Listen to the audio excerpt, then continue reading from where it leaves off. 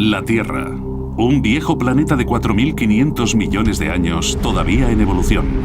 Así como sus continentes se mueven y se chocan, los volcanes entran en erupción y los glaciares crecen y se hunden. La corteza terrestre se esculpe de formas muy numerosas y fascinantes, dejando tras de sí un rastro de misterios geológicos. El agua, una de las fuerzas más poderosas del planeta, juega un papel crucial en la creación de la vida y en su destrucción. Forja paisajes y destroza la Tierra. En su forma más espectacular, se convierte en una asesina conocida como tsunami. Hasta hace poco, predecir cuándo podrían atacar estos monstruos era imposible.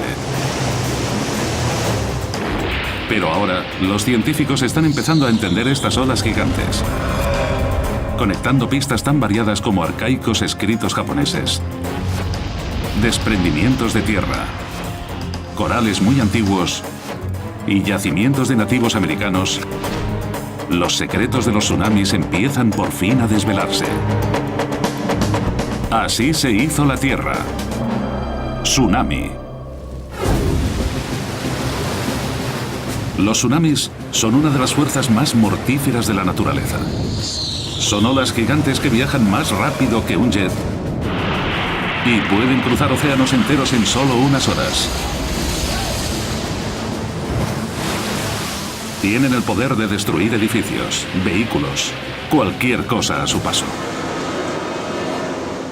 Por sí misma, nadie pensaría que el agua que llega a la costa puede causar tanto daño. Pero en realidad se mueve a mucha velocidad y recoge todo a su paso. Así que no es solo por el agua, sino por lo que viene con ella, y que también es parte de una gran amenaza. El tsunami no dura solo unos pocos segundos. Es un torrente de agua iracunda e incesante. Lo principal de un tsunami es la persistencia. Sigue llegando agua cada vez más. Y cuando ya crees que va a parar, llega aún más. Su poder junto a la duración es lo que lo hace tan incontenible. Los tsunamis han arrasado la Tierra durante miles de millones de años. Cuando se creó el planeta, la Luna estaba mucho más cerca, llenaba todo el cielo. Su atracción gravitacional era mucho más fuerte y generaba olas gigantes de casi 1 kilómetro de altura que atravesaban los primeros océanos.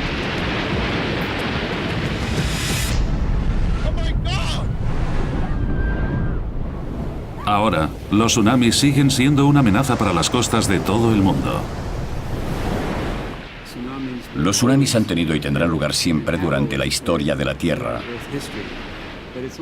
Pero es ahora que ha incrementado la densidad de población y la gente ha migrado a las regiones costeras, cuando nos hemos dado cuenta de los peligros de los tsunamis. La investigación sobre qué es lo que causa estas monstruosas olas empezó hace unos 1000 años en las islas de Japón. Este país es el centro mundial de los tsunamis. Sus costas se han visto atacadas por estas monstruosas olas mucho más que cualquier otra parte del planeta. La prueba es la propia palabra tsunami, originada en Japón y que significa ola de puerto. Japón tiene el registro de tsunamis más grande del mundo. Los escritos se remontan a nada menos que el año 684 después de Cristo. Estudiando estos registros, es posible descubrir que de media el país se ve afectado por un tsunami cada 7 años. Los manuscritos samuráis hablan de personas que vivían en las costas y que corrían a lugares más altos tan pronto notaban un terremoto. Los japoneses saben que esto es una pista, una advertencia de que pronto habrá un tsunami letal. Pero a pesar de sus intentos para escapar, los tsunamis han ido trayendo muerte y destrucción a estas islas de manera continua. En el año 896, una ola que golpeó Honshu, en el noreste, se cobró la vida de 27.000 personas. En 1933, la zona volvió a verse afectada. Esta vez fueron 3.000 personas las que murieron. Y en 1993, la isla de Okusiri se vio atacada por un enorme terremoto de 7,8 en la escala de Richter. Los edificios se desplomaron y se declararon varios incendios. Pero lo peor estaba por llegar. Minutos después de que finalizara el seísmo, apareció una enorme cresta blanca en el horizonte, un tsunami. Una ola gigante irrumpió de repente en la isla, acabando con cualquier edificio que siguiera en pie. En Japón, los ciudadanos ya habían comprendido la relación entre terremotos y tsunamis. Pero hay otro punto caliente en la Tierra al que los tsunamis suelen atacar con regularidad: las islas hawaianas. Pero muy pocas de ellas se ven avisadas antes por un terremoto. La ciudad de Hilo, en Isla Grande, tiene el sobrenombre de la capital mundial de los tsunamis. Decenas de las enormes olas han golpeado estas islas tan hermosas, pero nadie sabe por qué. Al no contar con ningún tipo de advertencia natural, los habitantes de Hawái tienen que confiar en la mayor estación de control de tsunamis del mundo. Creada en 1949, está conectada a una red de boyas repartidas por todo el Océano Pacífico. Estas boyas proporcionan datos muy importantes. Marcan los cambios en el nivel del mar que indican la llegada de cualquier tsunami en potencia.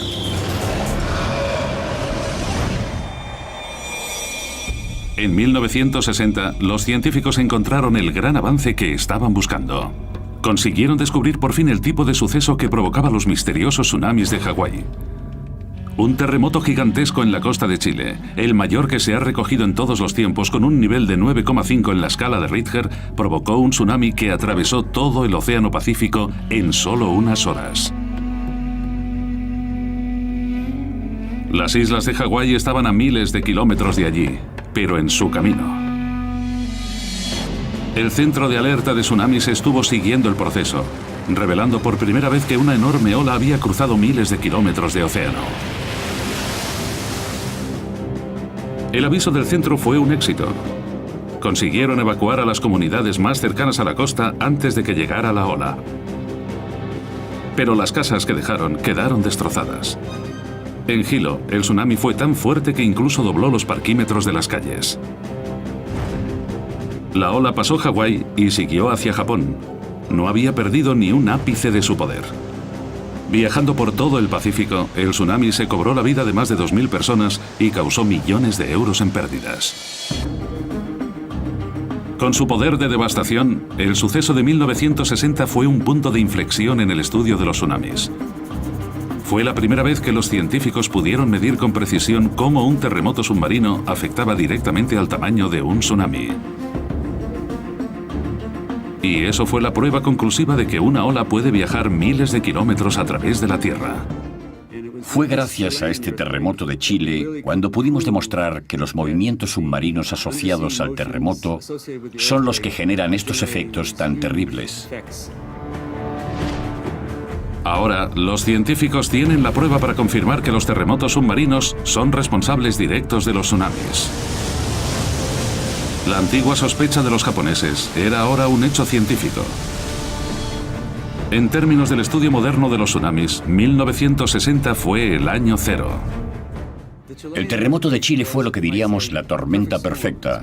Es cuando la comprensión científica ha avanzado hasta el punto en que los científicos han empezado a ver el vínculo que lo conecta todo.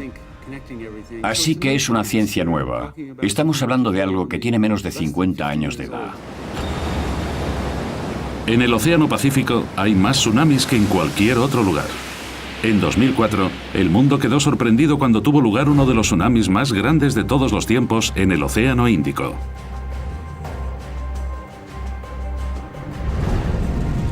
El 26 de diciembre de 2004, Indonesia fue atacada por el segundo mayor terremoto que se conoce, de 9,2 en la escala de Richter. Minutos después, un tsunami de 30 metros arrasó la costa del sureste asiático. 225.000 hombres, mujeres y niños perdieron la vida.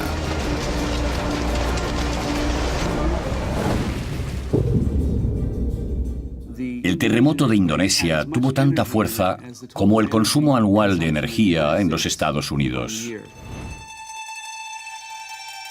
Esta enorme explosión de energía se liberó en solo unos segundos. Una vez más, se le recordaba al mundo el increíble poder de la naturaleza. En los últimos 50 años, los científicos pudieron confirmar por fin un vínculo sólido entre los terremotos y los tsunamis. Observando el tamaño del terremoto de Chile en 1960, los científicos fueron capaces de probar de manera concluyente que los terremotos eran los que provocaban estas enormes olas. Siguiendo el paso de este tsunami, fueron capaces de demostrar que pueden viajar a miles de kilómetros de su origen. Controlar los terremotos que causan toda esta increíble devastación implica tener que mirar a varios kilómetros bajo tierra. Investigando el poder que origina estas olas gigantes, los científicos han empezado a entender cuándo y dónde puede atacar la siguiente.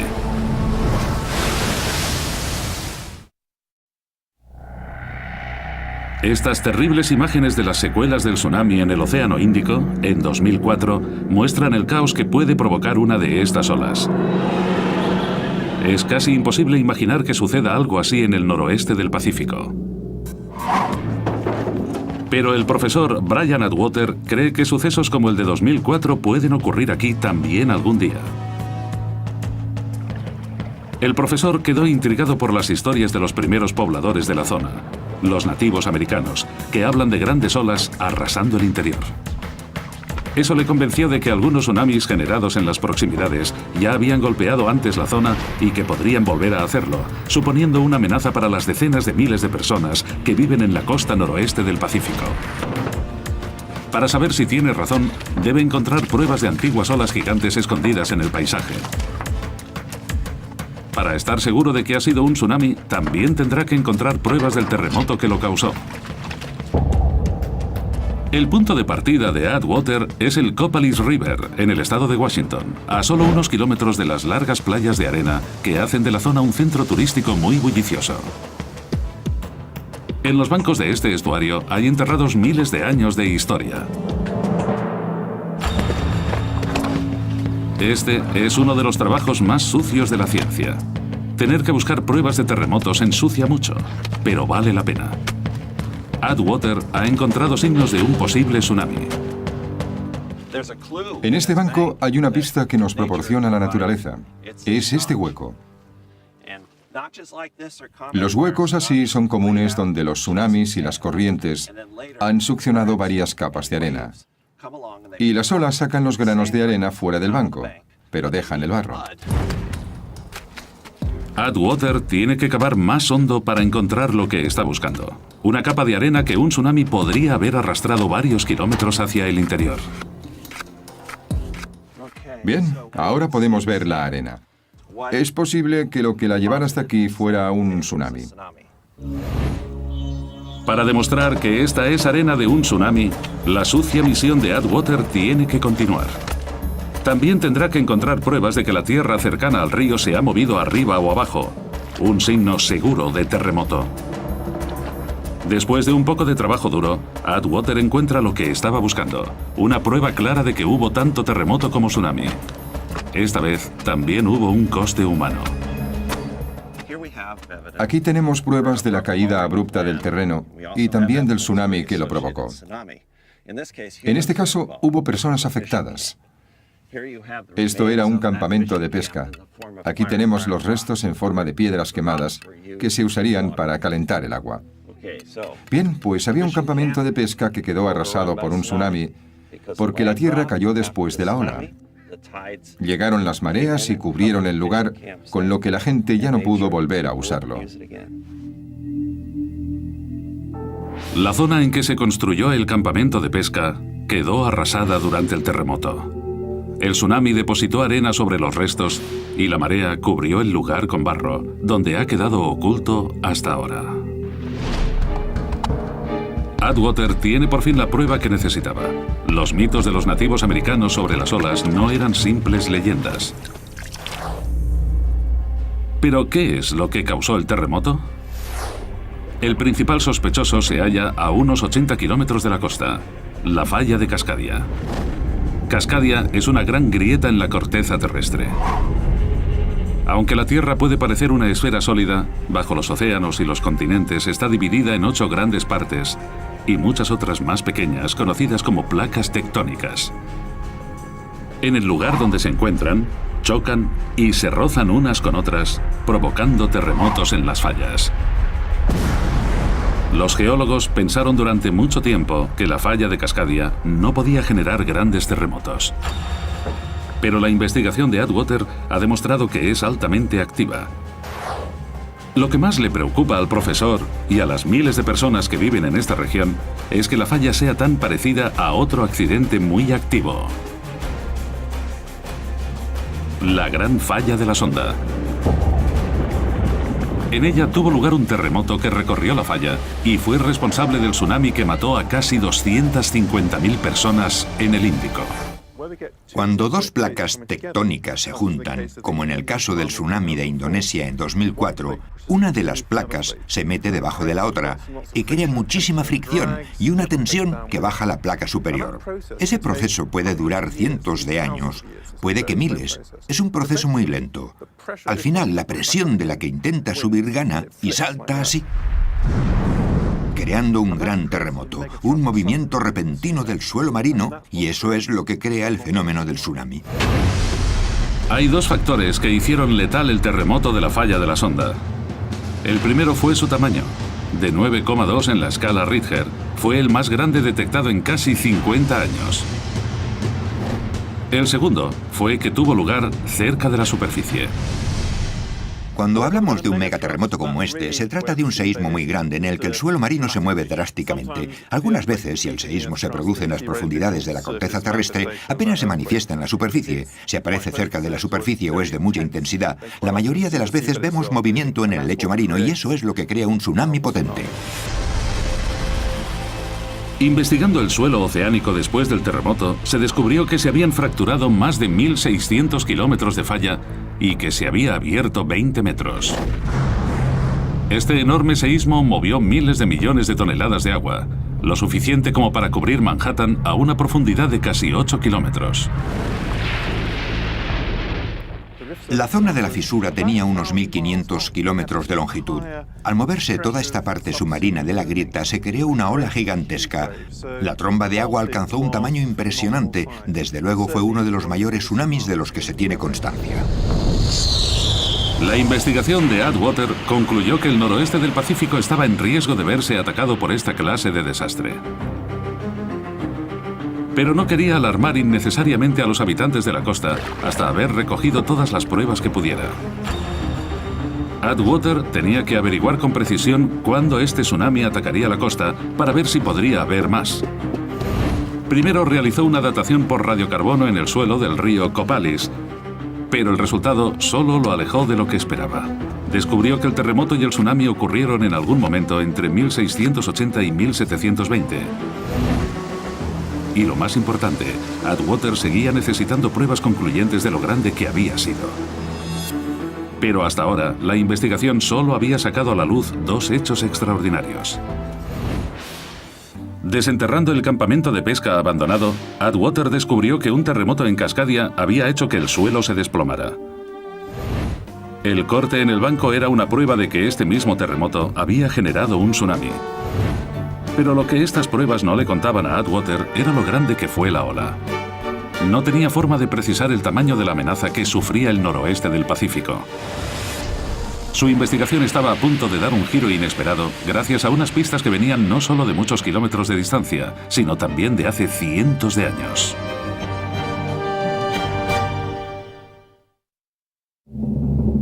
Japón tiene el registro de tsunamis más antiguo del mundo. Los manuscritos samuráis cuentan cómo un enorme tsunami que tuvo lugar en el año 1700 inundó toda la costa este de Japón. Atacó sin avisar y destruyó poblaciones enteras. Los científicos japoneses quedaron desconcertados porque no sabían de dónde había llegado la ola. No hubo ningún terremoto que avisara a los lugareños para que subieran a terrenos más altos. La ola misteriosa recibió el apodo de el tsunami huérfano. De vuelta a los Estados Unidos, la investigación de Brian Atwater sobre el misterioso terremoto de Cascadia y el tsunami necesitaba más pruebas. No había manera de precisar ni el tamaño ni el momento del suceso. Todo lo que sabía era que tuvo lugar en algún año entre 1680 y 1720. Pero las fechas de Atwater fueron una revelación para los científicos japoneses. ¿Sería que este suceso fue el lugar de nacimiento de su tsunami huérfano de 300 años atrás? Me dijeron, mira, tenemos un tsunami del año 1700 al que estamos intentando encontrarle explicación. Y pensamos que tu terremoto ocurrió en el mismo año, concretamente el 26 de enero de 1700, y fue de magnitud 9. Un terremoto en Cascadia que produjera una ola con suficiente fuerza como para cruzar el Océano Pacífico entero hasta Japón necesitaría ser al menos de magnitud 9. Esto equivale prácticamente al enorme seísmo del Océano Índico. Los terremotos como este tienen tanta fuerza que pueden conseguir que un tsunami cruce todo un océano con facilidad. La cantidad de energía que se necesita es difícil de estimar y es complicado exponerlo en términos que la gente pueda entender. De hecho, estamos hablando de unas fuerzas tan grandes como cientos de explosiones como la de Hiroshima. Pero los tsunamis no son solo olas muy grandes, también son rápidas. La gran diferencia es la escala de la ola. Normalmente tienen entre 500 y 600 kilómetros de longitud. Además, no son tan altas. Cuando empiezan apenas miden 1 metro, más o menos, pero se mueven muy rápido, a una velocidad determinada por la profundidad del agua. Cuanto más profundo, más rápido se mueve. Así que, en océanos muy profundos, la ola se mueve a más de 800 kilómetros por hora. Cuando un tsunami coge velocidad en el agua, puede parecer completamente inofensivo y apenas detectable. Pero cerca de la costa, la ola se convierte en mortal. Es entonces cuando resulta evidente el verdadero poder de los tsunamis. Cuando la ola recoge cada vez más agua y se va acercando a la costa, baja la velocidad. Cuanto más agua lleva, más lenta es la ola, así que pasa de 800 kilómetros por hora a 700, 600, 500, 300. Se va haciendo más lenta. Entonces choca, y es cuando los tsunamis se convierten en destructivos de verdad.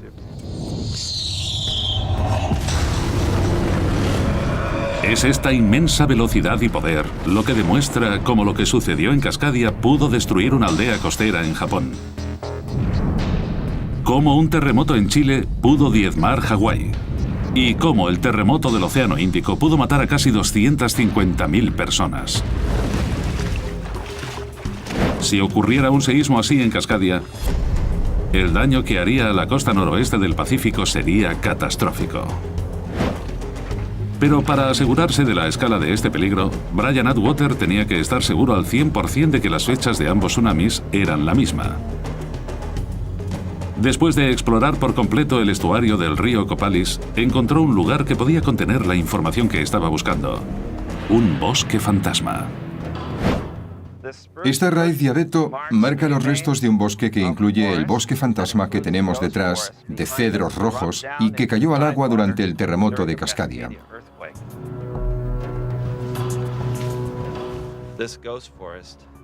El bosque fantasma está compuesto por troncos muertos de cedros rojos que murieron al caer al suelo.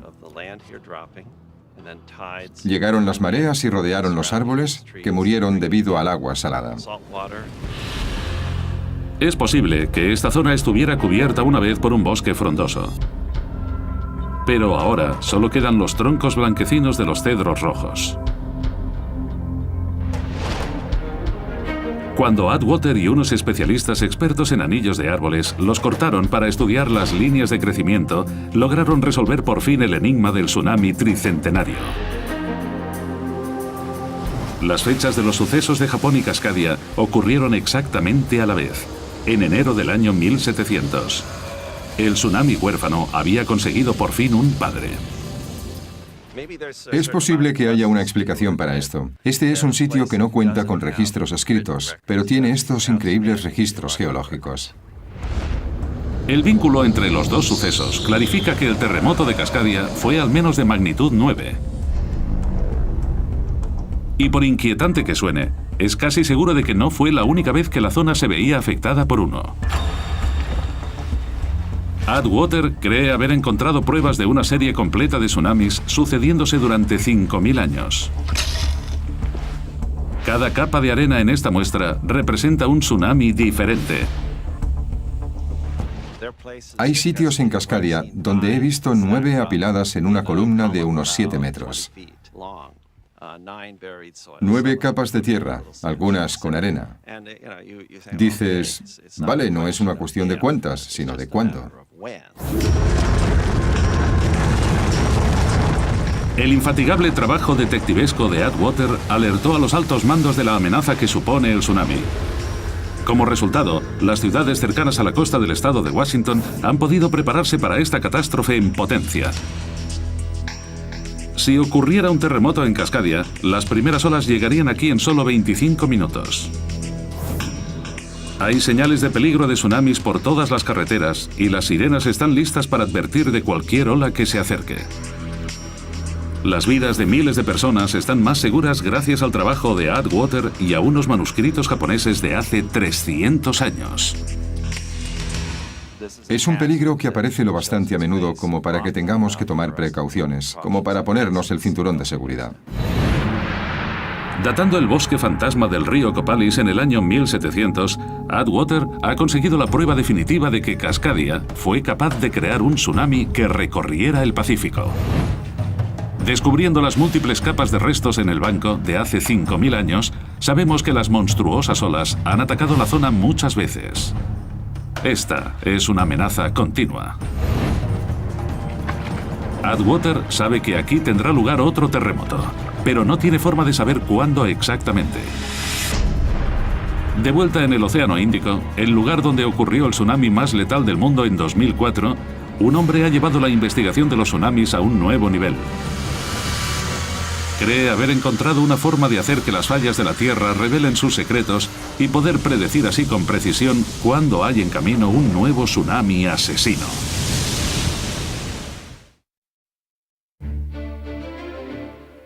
La idílica cadena de las islas de Mentawai en Indonesia esconde un violento secreto.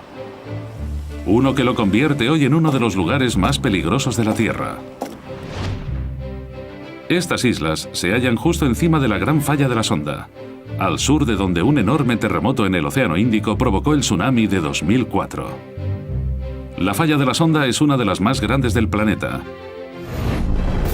Y desde que causó el terremoto de 2004, se ha convertido también en una de las más famosas.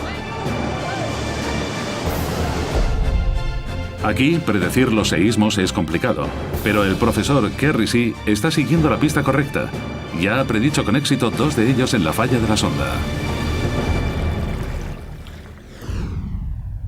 La clave para la correcta predicción de los tsunamis es prever cuándo y dónde tendrán lugar los terremotos. Y para ello, los científicos tienen que buscar en el pasado. Si se quiere responder a preguntas sobre terremotos que solo ocurren en unos pocos cientos de años o puede que miles de años, hay que encontrar instrumentos geológicos que nos permitan observar esos seísmos. El profesor See ha encontrado una forma inusual de revelar los secretos de la turbulenta historia de la Falla de la Sonda: los corales. Estos atolones de coral están hechos con los esqueletos de piedra caliza de millones de criaturas diminutas. Cada generación se construye encima de los restos del anterior. Con el tiempo, el atolón se hace cada vez más grande. Mientras los corales permanecen bajo el agua, siguen floreciendo, pero cuando salen del agua, mueren. Los terremotos son los responsables de haber matado todos los corales que había en el agua en esta playa. Esta contiene corales originarios de muchas épocas. El profesor See tiene casi 1000 años de historia a su alcance, pero para comprender la historia secreta que contienen los corales, él y su equipo tienen que aproximarse de manera no muy delicada.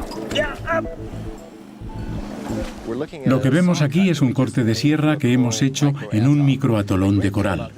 Lo increíble de esto es que registra una caída repentina de medio metro. Murió aquí porque la isla levantó el terreno y la marea bajó en esa zona. Así que como el corte era más bajo, todo lo que creciera por encima de esta altura moría. La forma del coral registra la caída de las islas Mentawai cuando se vieron hundidos por la Falla de la Sonda. Por suerte, los corales registraron también los momentos en que las islas surgieron del agua durante el terremoto. Entre terremotos, las islas volvieron a hundirse en la falla en un ciclo sin fin. Imaginaos que las rocas son elásticas. Pensad en un trampolín. El saltador camina por la tabla y ésta se dobla así. Entonces salta, se impulsa y cae. Cuando salta del trampolín, la tabla no se queda ahí, no va haciendo así. Vuelve hacia arriba porque es elástica. Bueno, pues las rocas también son así, también son elásticas. Así que cuando la placa de la India va hacia abajo, también baja la sección de Sumatra y luego sube. Es igual que la tabla de un trampolín. Analizando los corales de esta playa, el profesor Xi ha descubierto un patrón regular para este ciclo.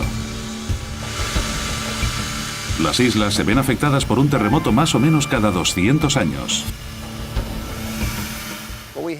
Lo que tenemos aquí en Sumatra con los corales es lo que yo llamo el santo grial de los terremotos de la paleosismología. Un gran registro que tiene muchos ciclos, 1000 años de historia de terremotos. Pero cuando el geólogo miró más de cerca, vio que el ciclo era más complejo. Cuando cortamos un coral podemos ver en su interior un detalle mucho más exquisito, porque vemos lo que se llama estratografía, la formación de capas y cómo éstas están relacionadas con el cambio de la marea. Así que lo que vemos es el ritmo anual de crecimiento. Aquí vemos que han pasado 10 años entre este terremoto y este otro. El profesor Xi ha descubierto una pista importante. Los corales registran que no solo hay un gran terremoto y un tsunami cada 200 años, sino también que siempre vienen acompañados por cierto número de pequeños temblores. Este es un ciclo dentro de un ciclo, un superciclo. Contando hacia atrás las capas de crecimiento del coral, el geólogo puede poner fecha exacta a todos estos seísmos. Sabemos que hay una secuencia entre las décadas de 1350 y 1370, también entre las de 1560 y 1600, y una más entre 1797 y 1833. Todas las secuencias están separadas por entre 200 y 230 años de distancia. Esta es una información vital para los habitantes de las islas de Mentawai, que no cuentan con historia escrita. Pero el trabajo del profesor Xi no termina aquí. Al descubrir la historia de los corales, cree que ahora puede predecir el futuro de las islas. Y ya lo ha probado con éxito. El profesor Xi empezó su trabajo aquí en 1993 y pronto se dio cuenta de que se acercaba un terremoto. Las islas Mentawai estaban a punto de empezar su siguiente superciclo mortal. Vale, es un terremoto. En septiembre de 2007 demostró que tenía razón, cuando un terremoto sacudió las islas lo suficiente como para generar un pequeño tsunami que destrozó casas y escuelas. La historia volvía a repetirse, tal como había predicho. Cualquier día podían llegar un terremoto mucho más grande y un tsunami mucho más peligroso. Hay una sección que no ha fallado desde 1797, desde que George Washington fue presidente de los Estados Unidos. Sabemos que ahora estamos en una secuencia de al menos 3 grandes terremotos, así que estamos esperando otro más. La pregunta es si el seísmo y el tsunami llegarán en los próximos 30 minutos o en los próximos 30 años. Gracias a la investigación de Xi, las personas de estas islas han tenido tiempo para prepararse. Cuando llegue la ola, ellos ya estarán listos. Los terremotos se pueden prever si tienes suficiente información sobre cómo se han comportado en los últimos miles de años o en 2, 3 o 4 ciclos. Se puede hacer un buen pronóstico para que la gente que vive en la zona pueda hacer algo al respecto. La educación es la clave. Ahora se enseña a los niños que tan pronto noten el temblor de un seísmo, tienen que correr a buscar zonas más altas. Las carreteras recién construidas serpentean colina arriba desde los pueblos costeros para permitir que los habitantes escapen rápidamente de las mortales olas. Estoy seguro de que los niños de ahora, si viven hasta los 60, podrán ver el siguiente terremoto. De hecho, creo que hay más de un 50% de probabilidades de que ocurra en los próximos 30 años. Analizando la forma de los corales en las islas Mentawai, Xi ha demostrado que allí empieza un gran ciclo de tsunamis cada 200 años. Poniendo fecha a las líneas del coral puede ser incluso más exacto, ya que muestran que el ciclo contiene no solo uno, sino varios tsunamis letales. La falla de la sonda es la culpable de que sucedan, pero no todos los tsunamis se generan por un terremoto. Existe un tipo diferente y mucho más raro de ola, el megatsunami. Los científicos sospechan desde hace mucho que las olas se pueden generar de esta forma, pero no hubo pruebas fotográficas concluyentes hasta 1958. Un desprendimiento en la bahía de Lituya, en Alaska, provocó una ola que alcanzó alturas de miles de metros. Esta grabación, que se hizo justo después de que llegara el tsunami, muestra el enorme poder de la ola. Los árboles poblaban una vez el camino hacia las playas de la bahía, pero fueron arrancados de cuajo por una pared de agua, dejando nada más que la roca al descubierto. El tsunami se generó cuando un terremoto relativamente pequeño provocó un enorme desprendimiento de rocas y escombros en la bahía. La ola resultante fue más grande que el Empire State Building y desconcertó a los científicos de todo el mundo. Los tsunamis de esta escala son muy poco comunes. Pero es posible que pronto veamos otro mega tsunami provocado por un desprendimiento 10 veces más grande que el de Lituya, en una pequeña isla del Océano Atlántico. Las Islas Canarias, lejos de la costa de África, se formaron a partir de una serie de volcanes. La más joven es la isla de La Palma. Está formada por dos macizos montañosos. El primero es el extinto Cumbre Nueva, al norte de la isla.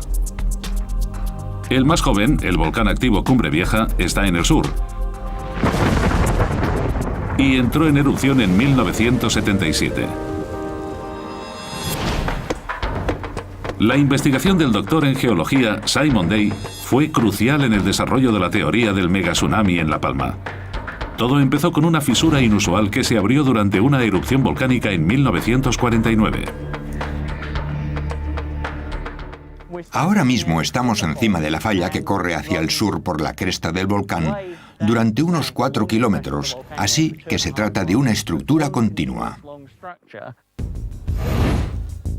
Day cree que la falla demuestra que es una bomba de relojería geológica, el inicio de un gigantesco desprendimiento de tierra. Lo que vemos aquí a mi derecha son las capas de rocas volcánicas, bloques de piedra y capas de ceniza volcánica. Y a mi izquierda, al oeste de la falla, vemos las mismas capas de rocas y ceniza. Las que están delante de la falla se movieron, se juntaron, y cuando la falla se movió, se separaron. Las rocas a mi izquierda se fueron moviendo hacia el oeste. Lo que pensamos que pasará en alguna erupción futura es que la falla se hará más grande y todo su lado oeste caerá en un gigantesco desprendimiento al océano y dará lugar a un tsunami. Este desprendimiento podría hacer que toda la sección suroeste de La Palma, un sexto de la masa total de la isla, se desplomara en el Atlántico en un solo desprendimiento gigante. Lo que prevemos es que toda esta zona de la costa y la ladera que se extiende por la cresta del volcán, que ahora está cubierta de nubes, toda esa masa de roca se caerá en un solo desprendimiento masivo en el océano y levantará el agua a su alrededor para crear un tsunami. En principio, esta ola será unas 30 veces más grande que el tsunami del Océano Índico en 2004. Tendrá más de 1000 metros de altura.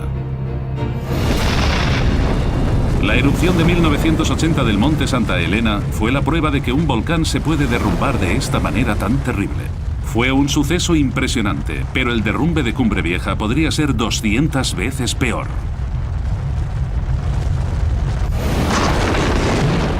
Caerían al océano entre 1,2 millones de toneladas de roca a toda velocidad. La ola resultante atravesaría entonces todo el océano Atlántico.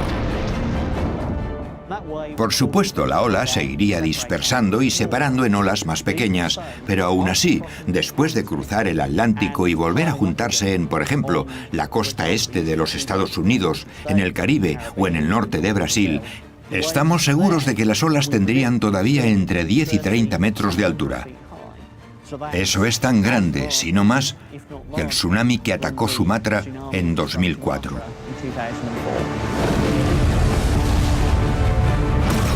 Boston.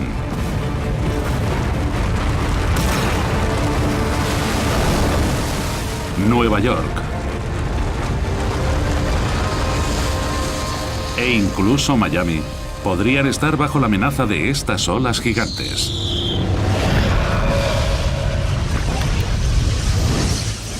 Pero esto no era más que una simple predicción. Day necesitaba más pruebas para respaldar su teoría, aunque pronto descubriría que la grieta en el paisaje de La Palma era mucho peor de lo que esperaba.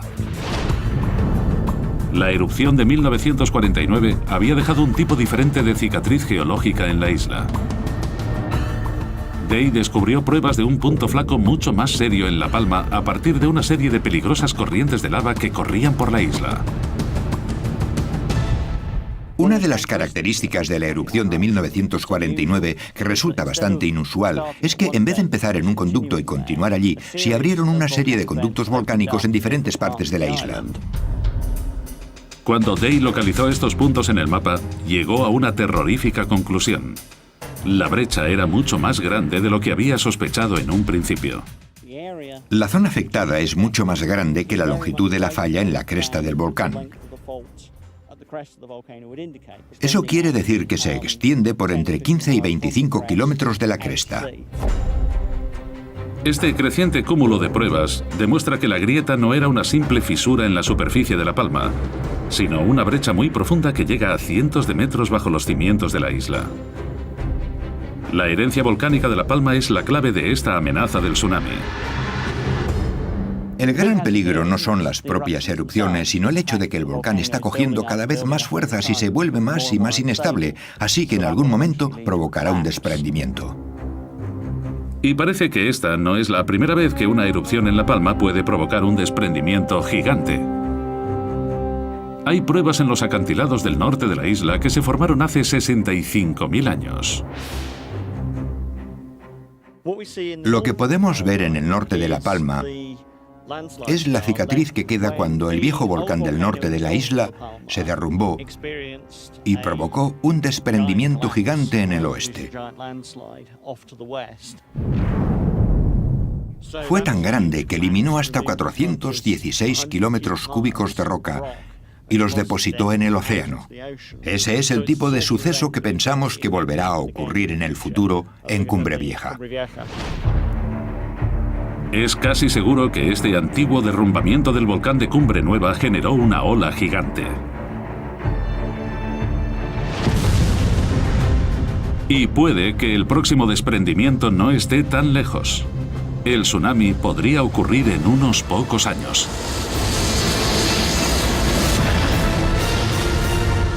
Aunque nos parezca extraordinario, cuando lo tenemos en cuenta en términos humanos, estamos hablando de un tsunami que podría golpear la costa este de Norteamérica y causar una enorme destrucción al nivel del tsunami de Sumatra. Pero esto es lo que ocurre con la geología. Es lo que hace la Tierra. Aunque se han documentado tsunamis durante miles de años, ha sido solo a partir del último siglo cuando los geólogos han sido capaces de demostrar que están conectados a los movimientos de la Tierra. Analizando los datos del gran terremoto de Chile en 1960, los científicos han logrado vincular por fin los tsunamis a los terremotos de manera firme. Los yacimientos de nativos americanos que se han desenterrado han demostrado que la falla de Cascadia en el noroeste del Pacífico fue la culpable de varios tsunamis. Los corales en el Océano Índico demuestran que algunos de los tsunamis generados por terremotos siguen un patrón y golpean la misma zona en intervalos regulares. Y la gran fisura de La Palma nos indica que los tsunamis generados por desprendimientos son un gran peligro. Son megatsunamis, las olas más grandes que pueden amenazar nuestras costas. Los tsunamis son una parte inevitable de la estructura dinámica de la Tierra. Su capacidad para destruir es increíble. Pero los científicos empiezan a entender más sobre sus orígenes y cada vez están más cerca de predecir cuándo y dónde volverán a atacar estos monstruos de agua.